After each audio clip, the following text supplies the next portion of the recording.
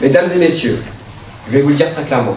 Je pense qu'Andy mérite les félicitations du conseil de classe. Il est venu me dire que vous n'avez mis aucune appréciation positive à son sujet sur le bulletin. Alors que, premièrement, Andy a toujours contribué au bonheur de la classe. Rappelez-vous le nombre de fois que vous l'interrogiez à l'oral et qu'il répondait à côté de la plaque.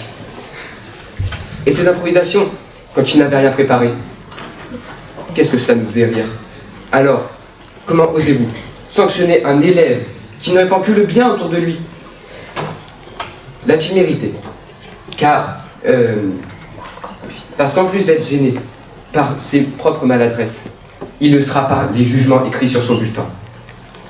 Ensuite, Andy a toujours été respectueux envers nous les élèves et vous les professeurs.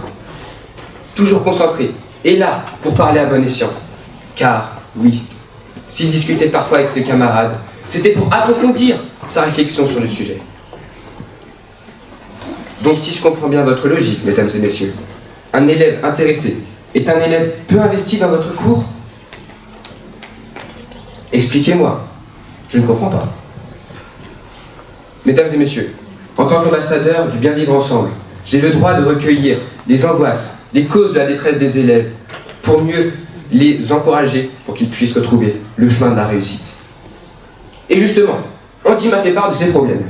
Saviez-vous que, depuis le voyage d'affaires de ses deux parents, il est recueilli chez sa grand-mère, qui lui fait faire des tâches ménagères de 6h à 7h, puis de 18h à 21h? J'espère que vous digérez mieux le fait qu'il dorme en cours. Il en a besoin de ce repos. C'est pour cela que, mesdames et messieurs, je vous propose de trouver un compromis. J'avoue, j'ai peut-être exagéré, mais Andy mérite au moins les compliments.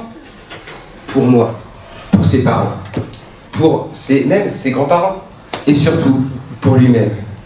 Car, et j'aimerais terminer là-dessus, qui, ici, a déjà réussi à briller à une époque où nul ne croyait en lui?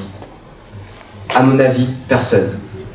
Allez, s'il vous plaît, mesdames et messieurs, mettez-lui cette appréciation pour montrer votre bienveillance.